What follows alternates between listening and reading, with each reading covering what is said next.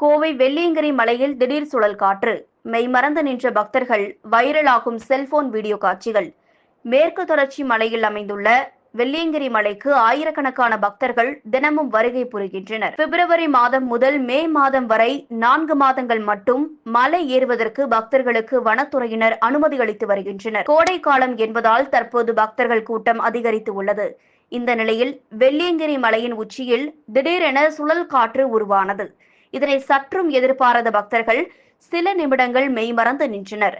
பின்னர் தங்களது செல்போன்களில் இந்த அரிய காட்சியை வீடியோ எடுத்து சமூக வலைதளங்களில் பதிவிட்டனர். இந்த வீடியோ தற்போது வைரலாகி வருகிறது. வெள்ளியங்கிரி மலையில் இது போன்ற நிகழ்வுகள் அரிதாக நிகழ்கின்றன. இந்த சுழல் காற்றினால் பக்தர்கள் மகிழ்ச்சி அடைந்தாலும் மலைப்பகுதியில் இது போன்ற எதிர்பாராத சுழல் மாற்றங்கள் ஏற்படுவதால் பக்தர்கள் கவனத்துடன் இருக்க வேண்டும் என வனத்துறையினர் அறிவுறுத்தியுள்ளனர்.